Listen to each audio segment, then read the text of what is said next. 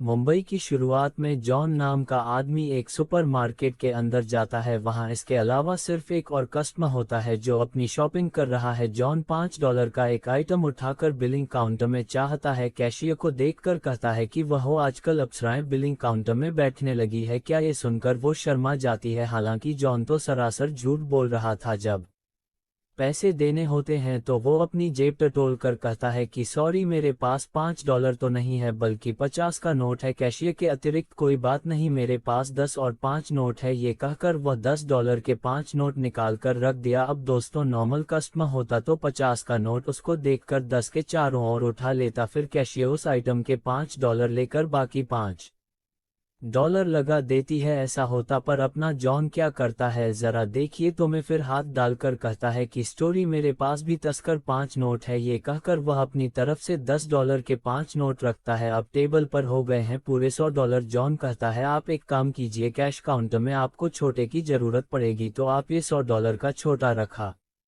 लीजिए और वह 100 का नोट कर लीजिए। वो लड़की ज्यादा नहीं सोचती और 100 का नोट जॉन को देकर टेबल पर रखे $10 के नोट उठाकर कैश बॉक्स में रख देती है। फिर जॉन एकदम ईमानदार इंसान की तरह अपने आइटम के $5 भी दे देता है। बातों में जॉन उसे इतना इम्प्रेस कर देता है कि वह ये नहीं सोचती कि टेबल पर रखे $100 में से उसके ही थे, यानी जॉन ने उसे पूरे $50 का चूना लगाकर बेवकूफ बना दिया। और जॉन गेम खेलकर बाहर जाहिर होता है कि तभी उस लड़की की शिफ्ट खत्म और वहां पर दूसरी लड़की बिलिंग काउंटर पर आती है। जॉन एक बार तो सफल हो गया, अब वह सोचता है कि क्यों ना इस नई लड़की के साथ भी यही के घेर लूं। वह फिर वही गेम्स लड़की के साथ खेल रहा होता है कि तभी पहली बार लड़की मैनेजर के साथ वहां कर कहती कि सर, मुझे ने पर शक है, इस आदमी ने मुझसे भी यही आइटम खरीदा और मुझे कंफ्यूज करके से $50 शायद ज्यादा ले लिए। मैनेजर जॉन को पकड़कर पुलिस को कॉल करने के लिए कहता है। तभी वहां पर वह दूसरा कस्टमर आकर कहता है कि मैं हूं पुलिस वाला, पदू क्या प्रॉब्लम है। जो मैनेजर बता दे तो वह जॉन को रंगे हाथों पकड़ लेता है और मैनेजर से कहता है कि मैं से स्टेशन कर जा रहा हूं, आप आकर कंप्लेंट कर दीजिए और फिर यह $50 से लेकर जाए जी। कहकर वह चौहान को घसीट कर बाहर लेकर जाता है। कुछ दूर जाकर वह जॉन को छोड़ देता है और कहता है कि चोरी का सबसे इम्पोर्टेंट रोल है कि एक ही जगह पर एक की टेक्निक दोबारा नहीं करना चाहिए, बार बार करोगे तो इस तरह पछताओगे, समझे। दरअसल दोस्तों, ये कोई पुलिस ऑफिसर नहीं है बल्कि चौहान की तरह एक शातिर चोर है। इसका नाम है माकोस। वह कहता है कि बेटा, कर चोरी में एक्सपीरियंस चाहिए तो मेरा पार्टनर बन जाए। कई जगह मार खाकर कई बार पुलिस से बचकर मुझे तो एक्सपीरियंस मिला है। जो ट्रिक्स मैंने सीखा है वह सब सिखाऊंगा। जॉन कहते हैं लेकिन मैं तुम पर विश्वास क्यों।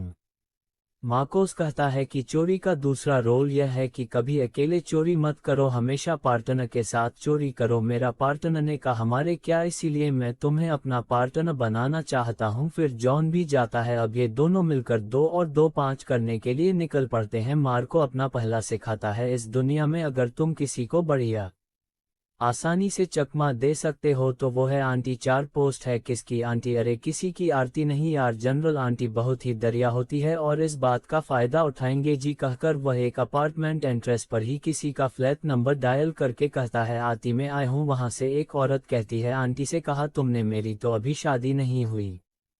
दो वहां से निकलकर दूसरे फ्लैट के दूसरे दौर पर जाते हैं। इस तरह कई फ्लाइट्स को ट्राई करने के बाद आखिर में एक तौर पर कहता है आती मैं आया हूं। वहां पर एक आरती होती है जो कहती है अरे बेटा गहरी कैसे आना हुआ। मार्कोस कहता है कि आंटी जी मुझे थोड़े पैसे चाहिए थे, मम्मी से पूछा तो को मना कर रही है। आती कहती थी कि बेटा मैं अभी लेकर आए नहीं, आती मुझे जल्दी निकल है इसलिए अपने दोस्त को दरवाजे पर छोड़कर जा रहा हूं, आप उसको पैसे दे दीजिए कि कहकर मार्कोस जॉन को वहां खड़ा करके थोड़ा दूर चला जाता है।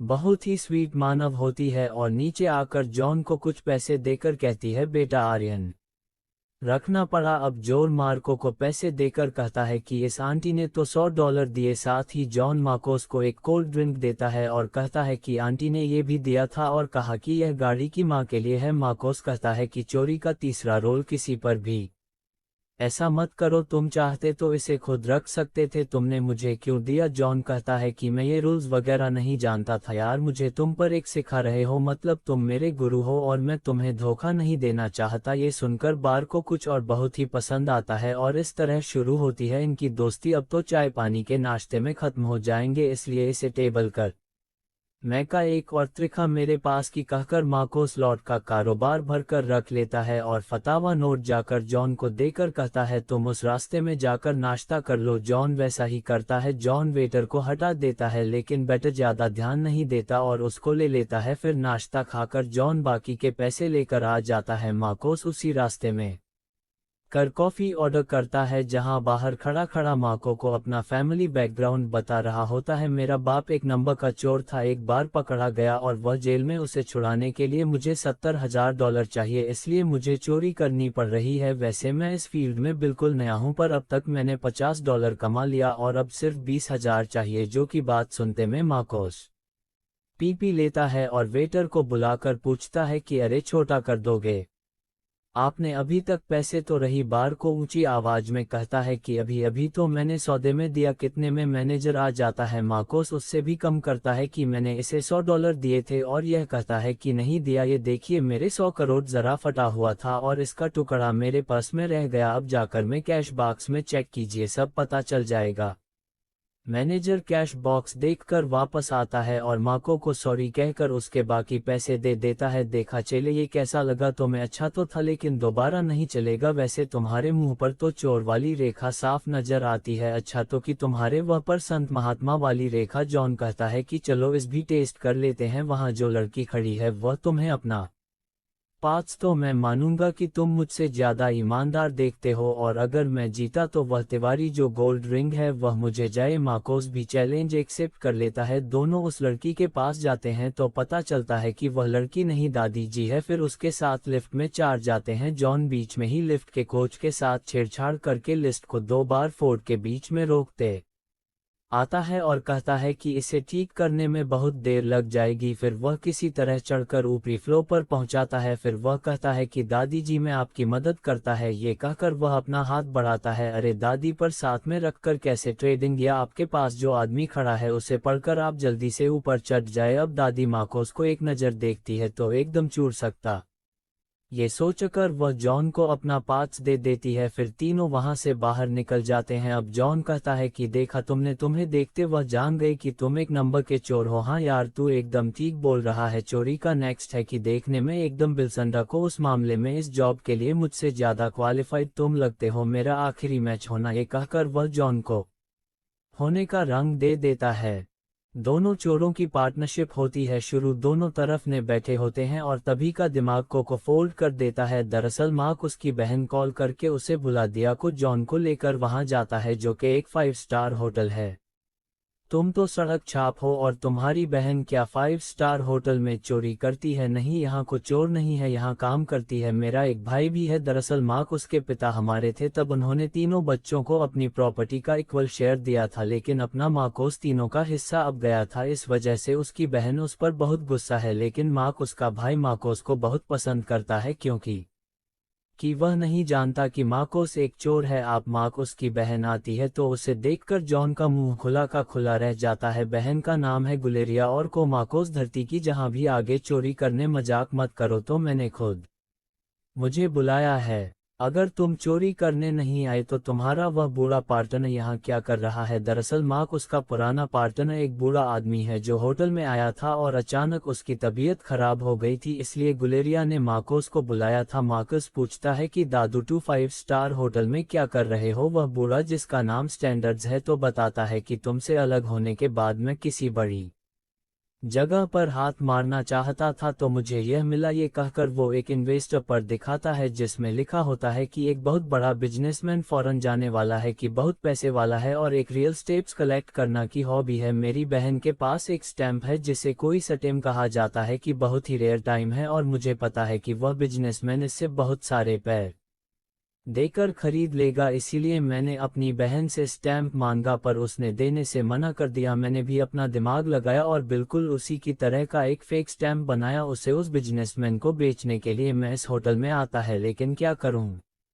मैं भाग दौड़ नहीं होती और मेरी तबीयत खराब हो गए। वह बिजनेसमैन सिर्फ आज यहाँ पर रहेगा इसीलिए इस टाइम को उसे बेचने में तुम मेरी मदद करो। मार्कोस बात जाता है लेकिन 90% शेयर मांगता है। संदेश कहता है कि प्लान बना हूँ मैं क्लाइंट में और तुम्हें 90 पर दो। मार्कोस कहता है कि यहाँ बोर्ड है क्योंकि प्लान तो कोई भी पर सकता है, लेकिन उस एग्जीक्यूट करने में जो रिस्क है उसके लिए मांग रहा हूं मैं नहीं पड़ता है। फिर स्टैंडर्ड्स मेहमान जाता है। अब सैंडर्स ने जो से किसने बनाया वह सैंडर्स की पत्नी के पास है और ओरिजिनल स्टैंड संघर्ष की बहन के पास। बार को पूछता है कि अगर बिजनेसमैन को पता चल गया कि फेक है तो हम क्या करें। क्या कहता है कि अरे वो मेरा आदमी बहुत बिजी है, सटीम को लैब में ले जाकर टेस्ट करने का टाइम उसके पास नहीं होगा और मेरा जो स्टैम्प ट्रेडिंग क्या है वो सिर्फ लैब टेस्ट में पहचाना जा सकता है। वह बिजनेसमैन जरूर ऑन द स्पॉट ऐसा करेगा और मेरा स्टैम्प उसमें जरूर पास होगा, इसकी मैं गारंटी देता है। इतने बिजनेसमैन होटल में आ जाता है और गुलेरिया के साथ उसका रवैया देखकर मार्च को समझ जाता है कि बिजनेसमैन को गुलेरिया पसंद है।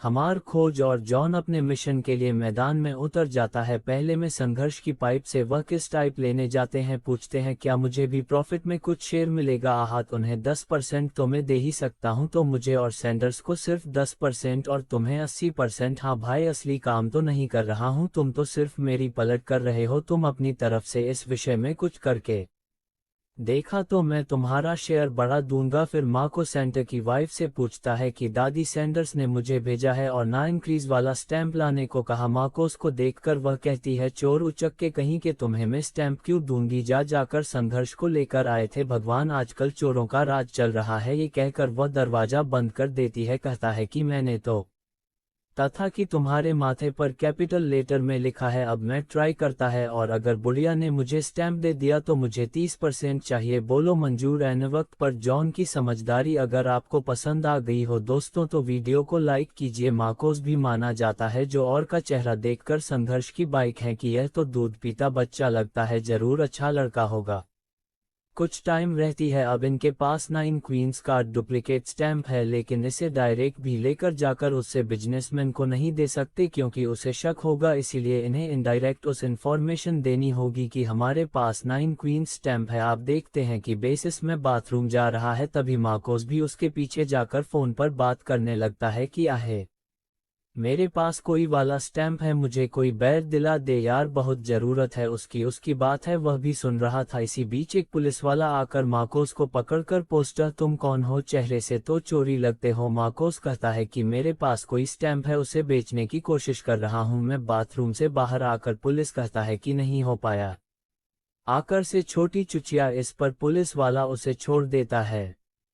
मार्कोस को अपने कमरे में बुलाता है। उसके जाने के बाद मार्कोस और पुलिस वाला मिलकर खूब हंसते हैं। दरअसल ये पुलिस वाला कोई और नहीं मारकुच का ही आदमी था। उसने दावा किया था क्योंकि कोई नॉर्मल चोर होता तो पुलिस के आते ही भागने की कोशिश करता, पर वह बिजनेसमैन को यकीन दिलाना चाहता था कि मैं तो एकदम ईमानदार हूँ और पुलिस भी रह जाता। फिर बाहर सोचा और बिजनेसमैन से मिलता है। वह पुरुष मांगता है तो मार्कोस उसे उस एक स्टैंड का फोटो दिखाता है। विजयन कहता है कि 1 घंटे के बाद तुम स्टैंप आकर मौजूदा मेरा एक्सपर्ट उसे टेस्ट करके बता देगा कि वह ओरिजिनल है या फिर एक, और फिर इसकी कीमत डिसाइड करेंगे। ठीक 1 घंटे के बाद मार्कोस और जॉन उससे सेक्स टाइम को लेकर बैट्समैन के पास जाते हैं। लोग सोचते हैं कि स्टैंड के 30-40 हजार डॉलर में जाएं तो काफी। बिजनेसमैन के एक्सपर्ट कहता है कि इसे ठीक से जांच करने के लिए तो मैं बेचना पड़ेगा। बिजनेसमैन कहता है कि अरे मेरे पास इतना टाइम नहीं है, कर मुझे फौरन जा रहा है, तो उसे जितना हो सके यहीं पर टेस्ट करके बताओ। एक्सपर्ट उसे चेक करके कहता है कि सारी ओरिजिनल है। एक्सपर्ट ऐसा क्यों कह रहा है, आपको आइडिया तो उसमें कुछ देखते हैं, कमेंट से बता दीजिए। देखते हैं आपका अंदाजा सही लगा कि नहीं। अरमान कुछ और जॉन चैन की सांस लेते हैं। बिजनेसमैन कहता है कि स्टैंड का मैं 2.5 से 3 लाख डॉलर दे सकता है। माउंट को सुनकर मार्कोस की बोलती बंद हो जाती है, पर जॉन कुछ ज्यादा ही एक्टिंग करने लगता है कि 3 लाख काम किया 4 डालेंगे। सिस्टम की कीमत शायद आप नहीं जानते, तलवार को हम कोई और बात ढूंढ लेंगे। मार्कोस उसे चुप कराने की कोशिश करता रहता है लेकिन वो नहीं मानता। तभी बिजनेसमैन कहता है कि ठीक है, मैं 4.5 लाख डॉलर देने को तैयार है, अगर डील मंजूर हो तो आज रात को लेकर मेरे पास आ जाना, मैं पैसे देकर को ले लूंगा और कल सुबह यहाँ से निकल जाऊंगा। 4.5 लाख छोड़कर दोनों शॉक में होते हैं और बाहर आते हैं, पर वहां बिजनेसमैन का एक्सपर्ट खड़ा होता है और पूछता है कि मेरा शेयर कर दोगे। भाइयों में हम शेयर जो देंगे तो इसीलिए कि तुम्हारा वह 2 तकिए का इस्तेमाल देखते मैं जान गया था कि वो पर एक है। अब बोलो मुझे शेयर दोगे या मैं अभी जाकर तुम्हारी पोल खोल। 2 बार को भी उसे शेयर देने के लिए माना जाता है। बस अब इन्हें किसी की फिक्र करने की जरूरत नहीं। लेकिन तभी बाइक में दो आदमी द्वारा बैग छीन कर ले जाते हैं। रास्ते में प्लेबैक खोलते हैं तो उसमें सिर्फ एक स्टैंप देखकर उसे पानी में फेंक देते हैं। स्टैंप पानी में भीगकर बेकार हो जाता है तो अपनी किस्मत विरोध में बैठे होते हैं। लेकिन तभी मार्कोस कहता है कि यह तो किस टाइम था, ओरिजिनल तो सेंटस की बहन के पास है, क्यों ना हम किसी तरह से लेकर बिजनेसमैन को बेच दे। फिर क्या था, दोनों संघर्ष की बहन के घर जाकर कहते हैं हम आपका 9 क्वींस वाला स्टैंप खरीदना चाहते हैं। वो पूछते कि कितना दोगे। मार्कोस कहता है कि हम इतनी बड़ी रकम दे देंगे कि आप सोच भी नहीं सकती, हम $50,000 देने को तैयार है। गला फाड़कर हंसती है कि मुझे पागल समझ रखा है क्या, वो उससे भी ज्यादा कीमती है। फिर बात के बाद वे 2.5 लाख के लिए जाते हैं और कहते हैं कि हम जल्दी पैसे लेकर आ जाएंगे और सटेप लेकर जाएंगे। बाहर जाकर जॉन मार्कोस को टाटा है कि यहाँ के लिए तुम क्यों मान गए, उतने पैसे कहाँ से आएंगे। मार्कोस कहता है कि टेंशन मत लो यार, मैंने अपनी बहन और भाई को उल्लू बनाकर उनकी प्रॉपर्टी का शेयर भी ले लिया है। उसके 2 लाख मेरे पास है तो 50 रहा तो अपने बाप की रिहाई के लिए जमा कर रखा है। जॉन गुस्से में उसका हाथ पकड़ लेता है कि मैं उन पैसों को हाथ नहीं लगा। मौसम से कोई और आइडिया है तो बताओ। अच्छा, मैं अपनी पूरी प्रॉपर्टी दांव पर लगा रहा और तुम हो कि इतना देने को तैयार नहीं हो तो हमें बहुत सारे पैसे देने वाला है और मैं तुम्हारा शेयर भी बढ़ा दूंगा, प्लीज 50 धातु देखो। या अब जॉन विमान जाता है। मार्ग कोर्स का 2 लाख और जॉन का 50,000 मिलकर 2.5 लाख। वैसा की बहन को देखकर ओरिजिनल स्टैंप खरीद लेते हैं। फिर मार्कोस उसको लेकर जाकर को दे देता है तो वह कहता है कि यह तुम क्यों लेकर आया, अपनी बहन को दो और उसे मेरे पास भेजा, मुझे सिर्फ स्टैंप यही तुम्हारी बहन भी चाहिए। कल सुबह फौरन जाने से पहले मैं तुम्हारी बहन मलेरिया को पैसे देकर जाऊंगा। अपनी बहन के लिए ऐसी घटिया बात सुनकर मार्क कुछ तो गुस्सा आना चाहिए लेकिन उसे कोई फर्क नहीं पड़ता, उसे तो सिर्फ पैसों से मतलब है। किसकी हिम्मत तो देखो, जाकर बहन से पूछ लेता है तो मार्क उसके मुंह पर थूक, देखिए कि तुम भाई हो या दलाल। मार्च को जरा भी दुख नहीं होता और कहता है जो तुम्हारी प्रॉपर्टी ली थी वह मैं वापस करने को तैयार हो तो बस मेरा काम कर दो। इस पर कहती कि ठीक है, लेकिन उससे पहले तुम हमारे भाई को बता दो कि तुम कितनी घटिया किस्म का इंसान हो, क्योंकि वह तुम्हें बहुत ही अच्छा आदमी समझ रहा है। बार को उसने अपने भाई को बता देता है कि मैं क्या क्या काम करता हूं और यह भी कि पैसों के अलावा मेरी जिंदगी का कोई मकसद नहीं है। मार्च को उसका भाई उसे बहुत मारता है क्योंकि उसे मार्कोस पर बहुत विश्वास था। के बाद वह गुलेरिया से कहता है अब तुम ये स्टैंप लेकर उस बिजनेसमैन के कमरे में जाओ। बैरिया वैसा ही करती है। अगले दिन बिजनेसमैन एयरपोर्ट के लिए निकल रहा होता है कि मार्कोस उसे रोककर स्टैंड के लिए पैसे मारता है। बिजनेसमैन कहता है कि वह तो मैंने कल राजकुमारी बहन को दे दिया, जाकर ले उसे। बार को गुलेरिया के पास जाता है तो वह मार्क को एक ब्रीफकेस पकड़ाकर चली जाती है। उसके अंदर एक चेक के अलावा कुछ नहीं होता। महाकवु मिलेगा से पूछता जी क्या मजाक है, इच्छा को कैश कराने में तो मेरी जिंदगी निकल जाएगी, अगर बाउंस हो गया तो। मलेरिया की आंखों में आंसू होते हैं और वो कहती हैं कि कोई प्रॉब्लम नहीं होगी। उस आदमी का होटल का बिल लाखों में आया था, उतने पैसे इसी चेक से उसे चुकाए थे। पर मार्को को जरा भी परवाह नहीं होती कि उसकी बहन रही और कहा उसके साथ क्या हुआ होगा। तो पास पैसे मिलने की खुशी में जॉन को लेकर बैंक जा रहा होता है। तभी वह नकली पुलिस मार्क उसको पकड़ लेता और कहता है उस दिन मेरी एक्टिंग के पैसे तो तुमने रंग। उसके हाथ में कमी होती है तो कहता है कि चुपचाप ऊंचाई पहुंचे थे दो, वरना यहीं पर तो गोली से उड़ा दूंगा। जोड़े सब कुछ देख रहा होता है लेकिन वह जरा भी टेंशन नहीं लेता और कहा था की तरह चला तो गोली क्यों मारी को तुमने मुझे इतना बेवकूफ़ समझा हुआ क्या, मेरे और तुम्हारे अलावा कोई नहीं जानता कि मैंने कैश नहीं चेक किया है। इस नकली पुलिस वाले को कैसे पता चला तुम दोनों ने ड्रामा। अच्छा, क्या कहना था कि तुम्हें बचाने के लिए मैं ये चाय के साथ ही को दे दूंगा और फिर तुम्हें से यह चेक ले लोगे। नो चांस गुरुजी जी, मैं इतना भी थोड़ा वाला नहीं हूँ। मार्कोस उस आदमी को मारने लगता है कि तुझे किसने बोलने को कहा था, एक छोटा सा डायलॉग भी तो ठीक से नहीं बोला गया। सॉरी जॉन, गलती हो गई, माफ कर दे। चल बैंक जाकर इसे कैश करवाते हैं तो बकरा 30% ले लेना। फिर दोनों बैंक चाहते हैं तो वहां बहुत भीड़ होती है। मार्कोस क्लर्क से पूछता है कि सर मेरा ये चेक क्लियर करवाती है। वह हंसता है कि अभियान गाय का दिवाला निकल चुका है और तुझे चेकी पड़ी है, बैंक में पैसा ही नहीं है। जाओ जाकर इस कैश को प्रेम लगवाकर घर में टांग। तो बस मार्कोस और जॉन दोनों ही अपना सब कुछ खो चुके थे। को उसके 2 लाख और जॉन के 50,000 हाथ से निकल चुके थे। अब उनके पास फूटी कौड़ी बची तो आइटम शॉप में चौराहे पर खड़े होते हैं जो कहता है कि अब मैं तुम्हारे साथ नहीं रहूंगा कर वह गुस्से में चला जाता है और मार्कोस फिर अकेला हो जाता है। अब ये दोनों कभी आपस में नहीं मिलने वाले। जॉन एकदम मायूस होकर अपनी जगह पर जाता है जहां कुछ लोग ताश खेल रहे होते हैं। अब आप पूछेंगे कि इसमें सस्पेंस कहाँ यार, वही तो दोस्तों अब खुलने वाला है। यहाँ पर स्टैंडर्ड्स, उसकी बहन, वह बिजनेसमैन, उसका एक्सपर्ट, साथ बैठकर मस्त ताश खेल रहे होते हैं। संघर्ष की बहन एक बैग जॉन को देती है। ये वही बैग है जिसमें मार्कोस और जॉन ने पूरे 2.5 लाख देकर उससे टाइम खरीदा था। जॉन बैग लेकर एक टेबल पर जाता है जहां मार्क उसकी बहन वाले बैठी होती है और यहां आता है तो इस दरअसल जॉन गुलेरिया का बॉयफ्रेंड को उसने गुलेरिया और अपने भाई को धोखा देकर प्रॉपर्टी में उनका हिस्सा भी हड़प लिया था जिसकी कीमत थी 2 लाख। उसे वापस लेने के लिए जॉन और गुलेरिया ने मिलकर यह प्लान बनाया था। मुंबई की शुरुआत में जॉन जानबूझकर उस सुपरमार्केट में गया था क्योंकि वह मार्कोस को फॉलो कर रहा था। उसने जानबूझकर कैशियर के साथ वह गेम दोबारा से खेलने की कोशिश जिसकी ताकि वह फंस जाएं और मार्कोस उसे बचाने आए। वह जानता था कि मार्कोस अपनी शास्त्री का डेमो देने जरूर आएगा और इस तरह वह मार्कोस के साथ क्लोज होता गया। जॉन ने उसे बताया कि मेरे पास $50,000 है क्योंकि उसे पता था कि पैसों के लालच में मार्कोस उसे अपना पार्टनर जरूर बनाएगा। इतना ही नहीं, स्टैंडर्ड्स जो